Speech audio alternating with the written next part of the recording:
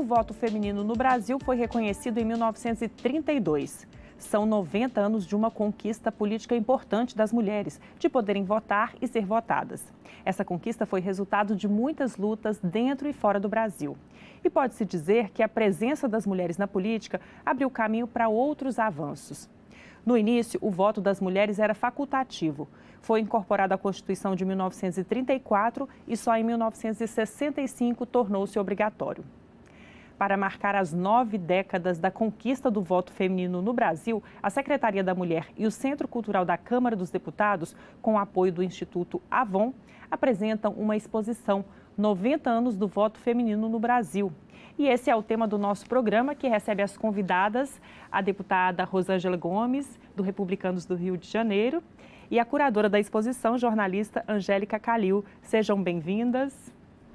Vou começar perguntando para a deputada Rosângela Gomes, qual que é o significado de comemorar esses 90 anos do voto feminino, não deixar essa data passar em branco? Olá a todos, satisfação participar de uma programação tão importante como esta. É um programa que a bancada feminina na Câmara dos Deputados vem desenvolvendo para levar principalmente ao nosso público feminino um debate mais apurado, mais concentrado e real de temas tão importantes como esse. 90 anos de lutas, 90 anos de conquistas, 90 anos de representatividades, somos 53% da população e ainda há muito o que fazermos. Mas eu parabenizo a nossa responsável pela Secretaria da Mulher, que é a deputada hoje, a nossa futura vice-governadora do Distrito Federal, Celina, também a nossa querida procuradora Tereza Nelma, uma mulher desbravadora, que vem realizando um trabalho nesta casa de forma magnífica, e toda a bancada de mulheres desta casa e também toda a bancada de mulheres tanto na Assembleia Legislativa como nas câmaras municipais. Parabenizo a nossa curadora, a jornalista Angélica Calil. Seja bem-vinda a esta casa. Para mim é uma grande honra participar de um debate tão importante, tão significativo com o nosso público aqui na programação do Elas Pautam. Angélica, esse é um assunto que você já estuda, né? Que você domina, até vi aqui que você até produziu já uma história em quadrinhos, né? Sobre a Berta Lutz, que foi uma precursora, né? Uma figura muito importante nessa conquista do voto feminino. Conta um pouquinho pra gente, tanto da sua trajetória quanto do papel da Berta e de outras mulheres também. Da Berta, inclusive ela está, né, na exposição. A Berta tem uma trajetória muito importante dentro dessa conquista, né, do voto feminino. Eu fiz a curadoria da exposição junto com a historiadora Ana Prestes e com a Mariama Fonseca, que é a ilustradora, né, que fez os desenhos que estão aí e que também fez a história em quadrinho em coautoria comigo. Eu acho muito emocionante estar aqui hoje, porque é uma maneira de a gente honrar as mulheres que vieram antes da gente e que por causa delas hoje nós estamos aqui, né, comemorando os 90 anos do voto feminino no Brasil e falando sobre a importância das mulheres nos espaços de decisão política, porque eu acho que a gente pode ver no mundo, no Brasil, que faz falta, né, as mulheres estarem nos espaços de decisão. Então eu acho que uma maneira de honrar essas mulheres é a gente trabalhar para que a gente tenha uma representatividade maior nos espaços de política, né? Não só na política, mas na sociedade toda. Deputada Rosângela, sobre essa questão, a gente viu que a bancada feminina cresceu um pouquinho aqui na Câmara dos Deputados, né? Com essa eleição, passou de 77 para 91 deputadas federais eleitas.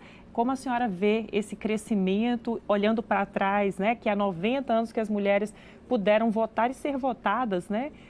A senhora acha que até aqui a gente caminhou já bem? O que falta ainda avançar, deputada?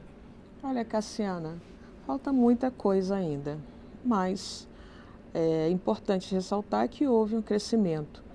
Eu tenho 55 anos. Eu sou filha de uma mãe que era viciada, e um pai também. Venho de uma comunidade periférica. Eu tinha tudo para dar errado. Eu era mais uma estatística perdida no meu estado. Como você bem falou, eu sou oriunda do Rio de Janeiro. Eu encontrei apoio num programa social de uma igreja. E essa igreja me ensinou a pensar, a lutar, a trabalhar. E eu comecei a fazer isso depois com outros jovens, com outras meninas, com outras adolescentes. E essa equipe me levou à Câmara dos Vereadores em 2000. Eu fui a única mulher eleita em 2000 numa casa que tinha 21 homens. Ou melhor, 20 homens, eu era a 21ª. Eu tive todas as dificuldades do mundo para discutir projetos e propostas direcionadas para as mulheres. Mas interessante, Cassiana, que nesse período foi o período que nós mais produzimos normas para as mulheres, como a Aline, como a Angélica falou aqui. O espaço de decisão, o espaço onde nós definimos as políticas que nós desejamos e almejamos. E foi nessa casa que nós criamos a primeira comissão em defesa dos direitos das mulheres, depois nós criamos a Casa Abrigo para as Mulheres, depois nós criamos a Casa da Mãe Solteira. Todas as nossas propostas foram vocacionadas para as mulheres. Nós trabalhamos muito naquele ano para que tivéssemos uma outra representação ou mais representações femininas. Aquela casa já estava há 3 legislaturas sem uma representação feminina. E no ano seguinte, 2 mulheres foram eleitas, no outro ano mais 3, e foi crescendo aos poucos. Eu fui eleita deputada estadual, também muito vocacionada com a causa das mulheres, e hoje, na sequência, como deputada federal, ainda militando muito forte, porque precisamos, eu acredito que a Angélica também vai falar sobre isso, dar as mãos às outras mulheres e chamarmos, porque nós temos várias heroínas anônimas, várias guerreiras desbravadoras, mulheres que são devotadas, mulheres que são representantes da comunidade, são sindicalistas, são diretoras de escolas, são chefes de oração, são enfermeiras. Nós temos tantas heroínas anônimas. Nós falamos agora, você falou sobre a Berta, mas nós temos outras. E o que falta? Incentivo, porque a mulher tem a dupla jornada de trabalho, mas é no espaço de decisão que nós decidimos o futuro que nós queremos para a nossa sociedade, para a nossa família, para as nossas crianças.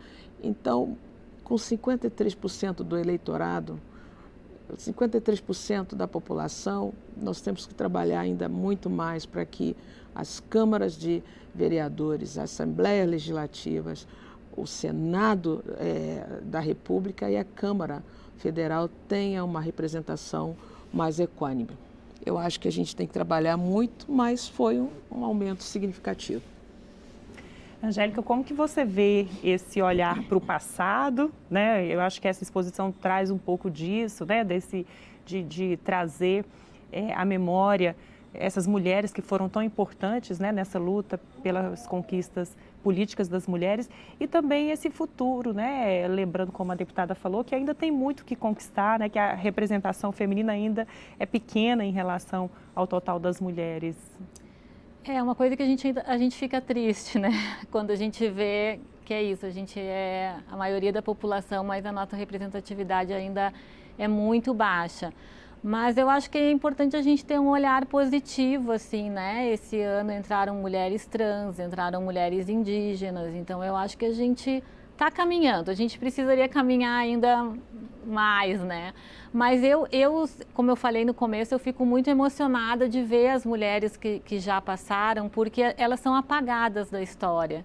E quando a gente percebe que as mulheres também fazem história, né? Que nós também somos protagonistas da história, não só eternas coadjuvantes, como se quer fazer acreditar, né? A gente não foi coadjuvante da história nunca, a gente sempre esteve na história.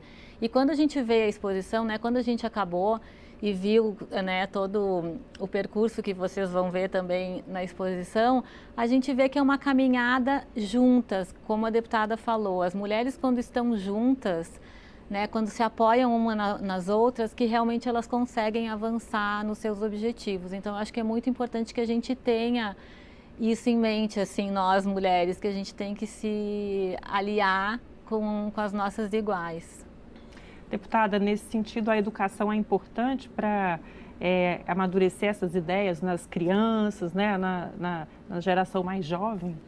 Olha, eu não consigo ver um país desenvolvido com uma democracia estabelecida sem valorizar a educação. A educação é a porta para tudo na vida. Eu acabei de dizer para vocês que eu tinha uma vida muito difícil. E eu não tinha acesso a um estudo de qualidade na época. Eu fui à luta, eu fui vender água, refrigerante nos sinais, paguei meu curso universitário, porque entendia, e entendo até hoje. Eu estou aqui com a Angélica Calil, defendendo esse tema que é tão importante. Eu estou terminando o mestrado também, muito vocacionada nesse tema, mas eu sempre dei muito duro para fazer valer o estudo na minha vida, porque a educação é a porta de entrada. E quando eu fui deputada estadual, eu fiz uma lei que estabelece que na grade curricular as crianças tenham respeito pelas mulheres, pelos idosos, por outras crianças. É muito triste hoje observarmos que outras crianças e adolescentes não respeitam os professores, que meninas brigam nas escolas, são alunos que agridem os professores. Isso é muito triste. A educação é o pilar principal. Eu vejo a educação como a maior arma de combate à violência. Veja o meu estado. O que é importante para a gente, para evitarmos o conflito, né, o enfrentamento, geralmente com a polícia e os jovens? Educação. Educação de qualidade, primeiro emprego. Eu tenho certeza que é a maior ferramenta de enfrentarmos a sociedade, ainda mais hoje, na economia global, mundial, a recessão que nós estamos vivendo. A educação, sem sombra de dúvidas, é o pilar fundamental para que a nossa sociedade seja ela mais desenvolvida. Eu defendo muito a educação. Angélica, a partir dos estudos que vocês fizeram, né, que resultaram nessa exposição belíssima, quem puder vir à Câmara dos Deputados vai poder acompanhar pessoalmente. Conta pra gente o porquê que foi tão difícil para as mulheres conquistarem o voto, né, há 90 anos atrás, mesmo que esse voto tenha sido inicialmente um voto assim meio frouxo, porque não era obrigatório como foi para os homens, né? O que foi mais difícil para aquelas mulheres da época? Olha, são muitos fatores, né? Muitas camadas de adversidade que as mulheres enfrentam. A questão da educação sempre foi uma pauta, né, das mulheres que lutaram pelos direitos das mulheres, porque as mulheres não podiam estudar, né? Até hoje, em alguns lugares do mundo, as meninas não têm acesso à educação. Então, esse continua sendo uma agenda, né, da luta das mulheres. Eu acho que elas enfrentaram uma sociedade em que quem está nos espaços de decisão são os homens. Então, fica mais difícil, né? Sempre é uma conquista, assim, um degrau depois do outro. Então, eu acho que, assim, foram mulheres que conseguiram se aliar e fazer essa pauta ter um significado, porque também no resto do mundo, né, estava acontecendo essa luta pelo direito ao voto feminino. Não foi só no Brasil, né? E aí, eu acho que é importante a gente falar também que essas mulheres contaram com a ajuda de alguns homens aliados, né? Porque não é uma guerra entre os sexos, assim, né? Existem aliados também na luta das mulheres, é importante que se diga isso. Mas é importante que se diga também que existem muitos antagonistas querendo que essas conquistas não aconteçam. Mas foi assim, eu acho que outra coisa que é importante pontuar, que eu não sabia e foi depois dessa pesquisa que eu entendi melhor, é o protagonismo das mulheres do Rio Grande do Norte nessa luta, que é uma coisa que a gente não sabe também, né? Foram mulheres que historicamente, desde da virada do século, que elas estavam nesse movimento, né? Então é muito importante a gente entender também em que lugares, né, que as mulheres nordestinas foram muito importantes para essa conquista. Uhum. Deputada, eu queria mencionar também uma lei do ano passado, né? A lei que criminalizou a violência política de gênero, né? A Lei 14.192 de 2021. Essa lei foi uma das bandeiras da bancada feminina também. Como é que a senhora vê agora? Essa foi a primeira eleição já com essa lei em vigor, né? Até para trazer uma consciência maior sobre o respeito às mulheres que estão na política. Eu acho, assim, importante, por isso que nós falamos inicialmente, da mulher estar dentro da casa pautando as demandas da nossa sociedade. E lei boa, Cassiana, é aquela que nasce no meio do povo. Eu, particularmente, em 2000, fui vítima de violência na política. O prefeito não aceitava uma mulher na Câmara, então eu tive muita dificuldade, muito enfrentamento, né? E nós sabemos que o Congresso é o pilar principal da legislação, né? Que a lei maior desce para os municípios. E quando vim para Brasília, eu tive a oportunidade, porque é um problema recorrente, de apresentar esse projeto de lei criminalizando. E para mim foi uma alegria muito grande saber que o TSE e o Ministério Público Federal, nesta eleição, se pautaram na Lei 14.192 de 2021, sancionada pelo Presidente da República, e que ontem eu estava presidindo a sessão e vi uma deputada falando o quanto sofreu violência política nesse pleito. Ela é uma de tantas outras, assim como eu um dia sofri. Embora a minha agremiação, meu partido, ele faz questão de ressaltar a importância do papel da mulher na política. Na ocasião, na oportunidade, o presidente do meu partido me convidou, o presidente Marcos Pereira, para que eu pudesse ser presidente nacional da militância feminina, e eu tive toda a liberdade, todo o apoio, né? Tive toda a ajuda dos diretórios estaduais para que pudesse fazer uma militância forte, crescente, pujante, no sentido de puxar outras mulheres para que pudesse ocuparem os espaços de decisões para ajudar a quem mais precisa, seja a mulher nordestina, do norte, do centro-oeste, do sudeste e do sul. E graças a Deus nós estamos vendo esse crescimento em toda a federação. Então, para mim é uma alegria muito grande fazer uma lei como esta. O bom seria não ter que apresentar, mas infelizmente a violência na política contra a mulher, ela existe desde o primeiro dia em que me deparei com o executivo da minha cidade e que fui caluniada, xingada e tratada de forma diferenciada naquele momento.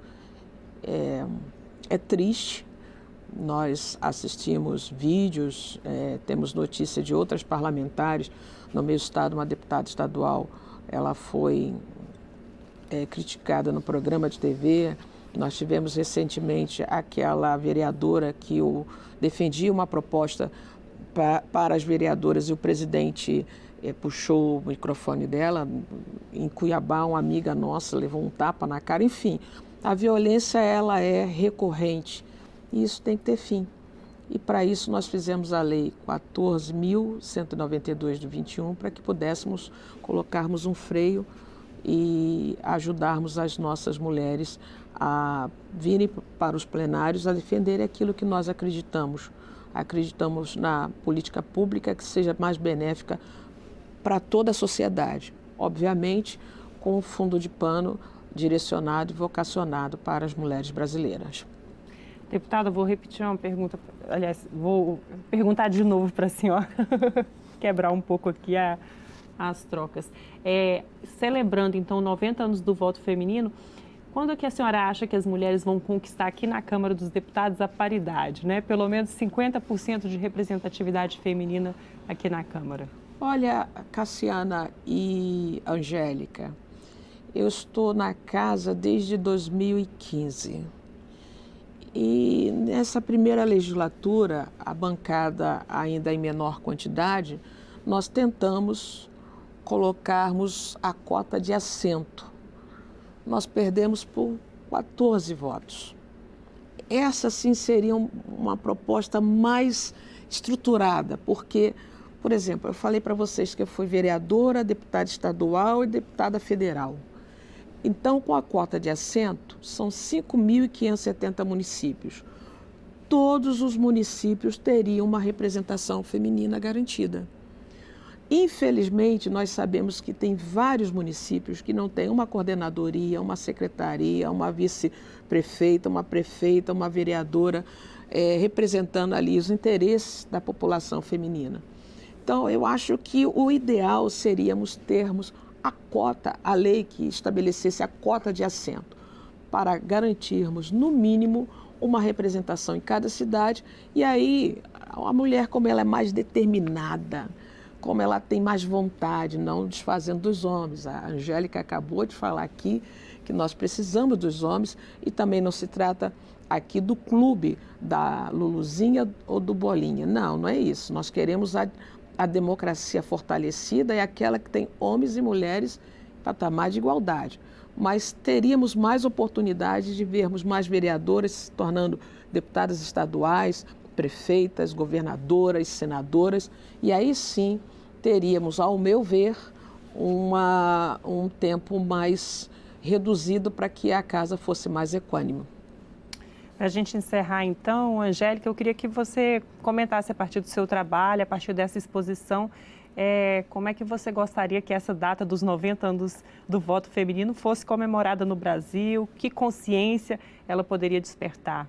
Eu acho que, assim, continuando o que a deputada falou, a gente não quer fazer com os homens o que eles fazem com a gente, né? Então, a gente quer equidade de direitos, equidade de estar, a gente quer estar nos mesmos lugares. E eu acho que uma maneira de comemorar isso seria a gente participar como sociedade de uma mudança de mentalidade, porque eu acho que a gente só vai ter mais representatividade quando a sociedade tiver um outro olhar para a questão da mulher. Então, eu acho que é uma bola de neve, né? Um pouco daqui e a coisa vai caminhando. Então, tomara que no ano que vem, ou quando a gente completar 100 anos, a gente possa estar aqui também comemorando um aumento da representação feminina na política. Ainda maior, né? A gente já teve um pouquinho, Deputada, um tempo para a senhora fazer as considerações finais também, alguma coisa mais que eu não tenha perguntado? Eu quero agradecer a você, Cassiana, quero agradecer também a produção, toda a equipe que tratou a gente aqui com muito amor e carinho, agradecer a oportunidade de estar ao lado dessa grande jornalista, Angélica Calil, quero agradecer a minha companheira Tereza Nelma, a Celina, a casa, a Câmara dos Deputados, as deputadas que me recebem com muito amor e carinho, o meu partido que aposta muito no trabalho da mulher, obrigada por tudo ao Republicanos. Quero agradecer, nós terminamos recentemente o pleito eleitoral, quero agradecer a cada mulher, a cada homem que foram às urnas e votaram na gente para que pudéssemos aqui continuarmos a defendermos o nosso povo, a nossa gente, a cada família e a cada participante dessa programação tão rica e maravilhosa que é o Elas Pautas, trazendo um tema assim fundamental e essencial para o fortalecimento da nossa democracia. São 90 anos e quero também convidar outras lideranças para que acredite no seu potencial, no seu trabalho, que acredite nos projetos, que tenha esperança, que vale a pena ser mulher, vale a pena ser representante do representado e vale a pena acreditar e sonhar com um Brasil mais justo e mais plural. Deus abençoe, muito obrigada pela oportunidade. Muito obrigada, deputada, muito obrigada, Angélica. Eu conversei com a deputada Rosângela Gomes, do Republicanos do Rio de Janeiro, e a Angélica Calil, jornalista curadora da exposição dos 90 anos do voto feminino no Brasil. Você também pode acompanhar o Elas Pautam pelo YouTube da TV Câmara ou por podcast da Rádio Câmara. Agradeço a sua audiência e até a próxima.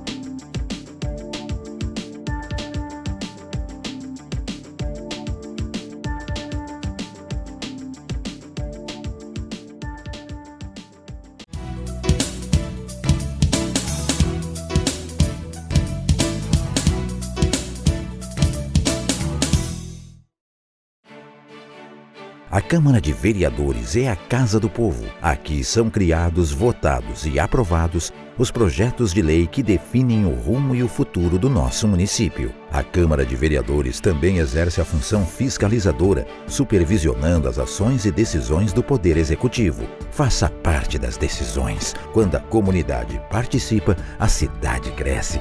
E as conquistas são de todos. Câmara de Vereadores de Passo Fundo.